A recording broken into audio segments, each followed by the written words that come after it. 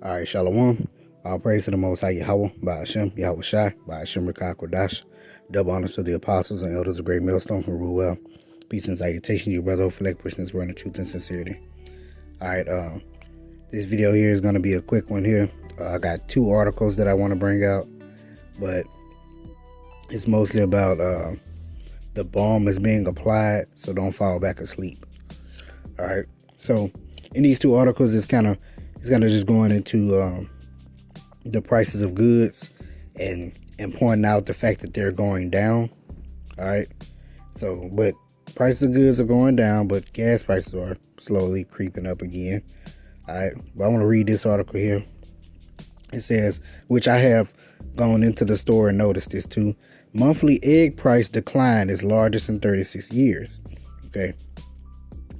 Funny part about it is, it's the largest decline in 36 years, but it's still higher than 3 years ago. Make it make sense.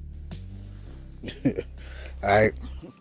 But it says, egg prices fell 10.9% in March after soaring to record levels earlier this year, according to Labor Department data released Wednesday. It's the second straight month that the price of eggs has dropped. Eggs are now 36% more expensive than they were 1 year ago, down from 70.1% in January. The March price drop is the largest month-to-month decline in 36 years, according to Labor Department. It's welcome news for consumers, particularly working families that rely on eggs as a relatively budget-friendly and nutritious food option. And I was a big person on eggs till they got outrageous and I pretty much stopped eating it. The decline helped drive down grocery prices by 0.3%, reversing months of consecutive price hikes. The cost of food at home is still up 8.4% compared to March 2022. Egg prices soared after recent bird flu outbreaks led to the death of more than 58 million hens.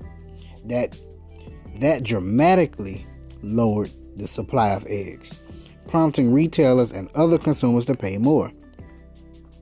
As supply recovered in recent months, wholesale prices plummeted. That eventually translated to price drops at the grocery store. Maine Foods, the largest egg producer in the U.S., boosted its profits by more than 700% after it doubled egg prices. 700%. Think about that. Unlike other producers, Maine didn't report any cases of bird flu.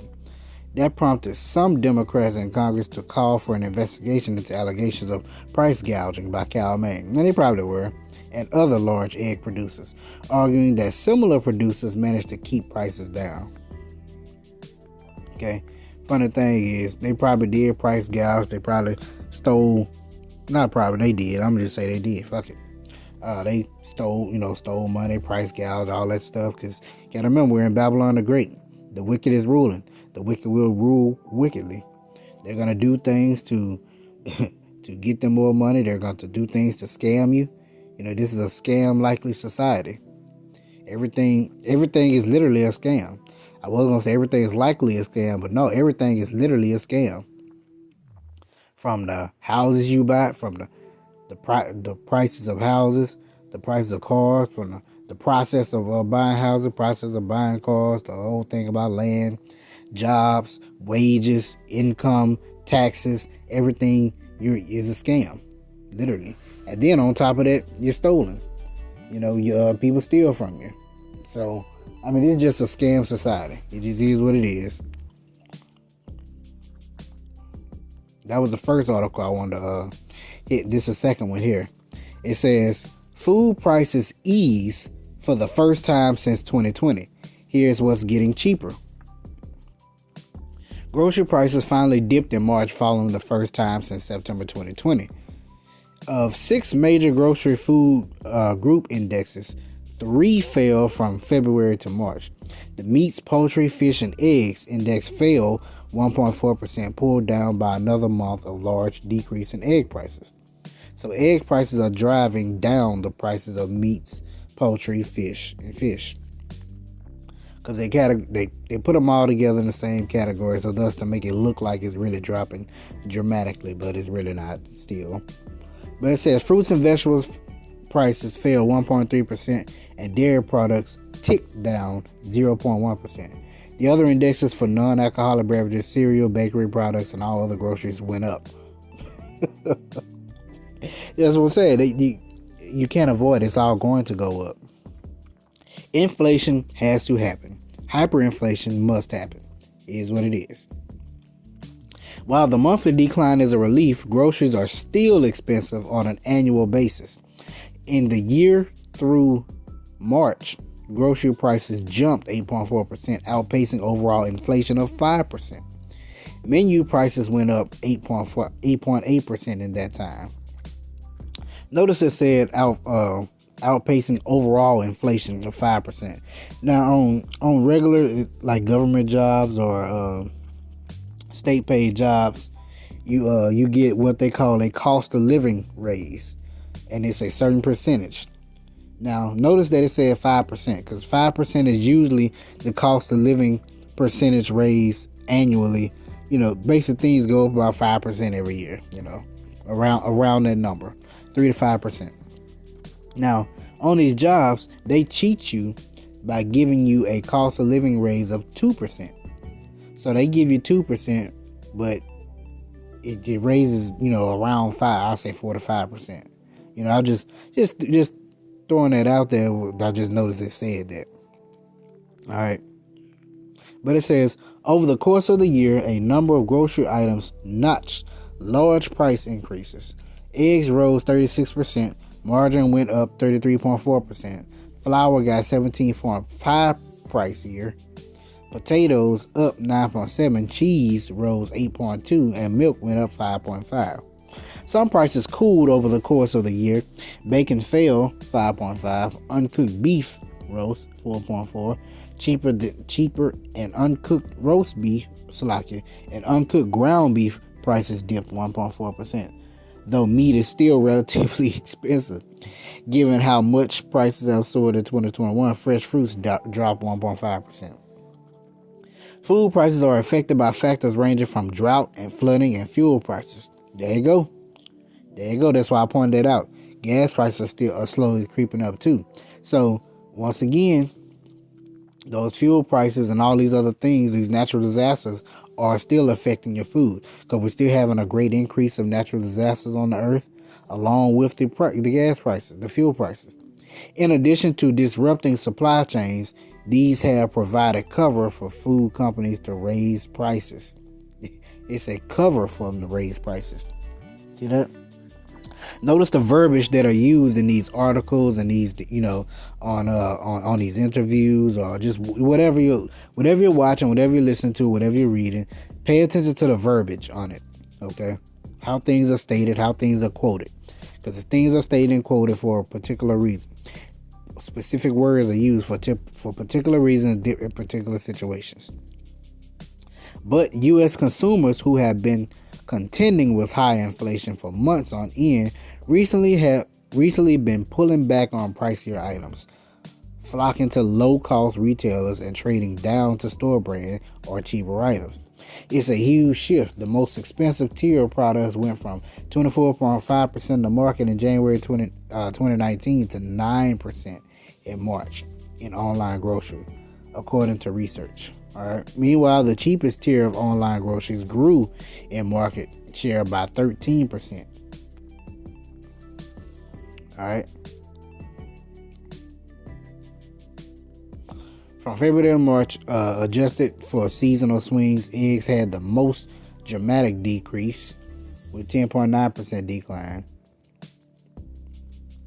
Egg prices had soared in the previous months primarily due to avian flu, which constrained supply, and companies taking advantage of the disruption to pad profits. But more recently, egg prices have been coming down. And like I said at the top of the article, I have noticed that in the store, egg prices have decreased dramatically, but they're still high. They're still up a lot from what they were just 3 years ago. Okay. Let's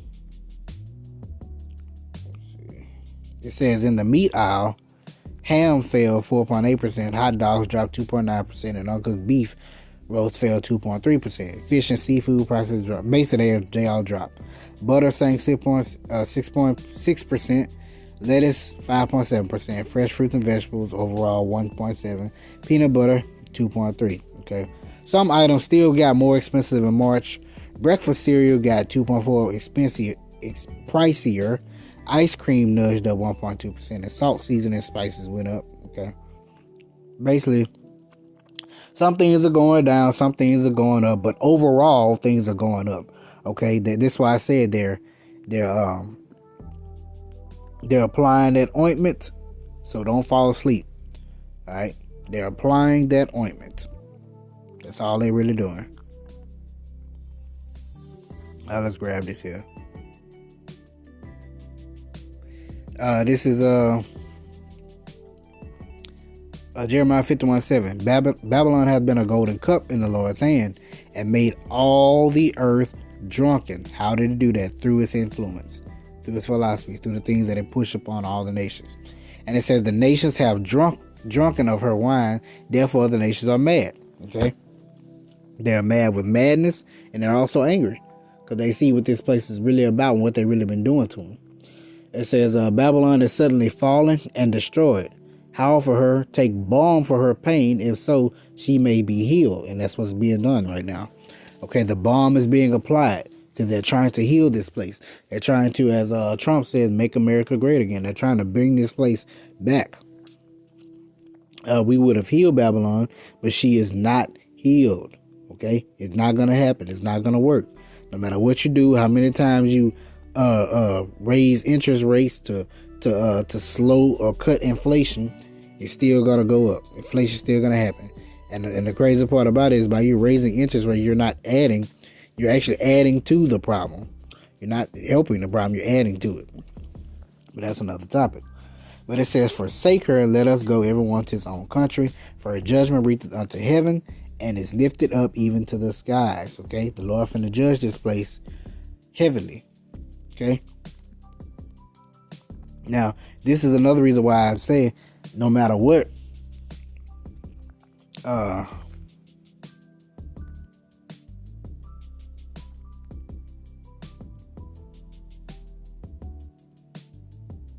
not gonna be able to stop it. Okay. Let me find what scripture I was looking for.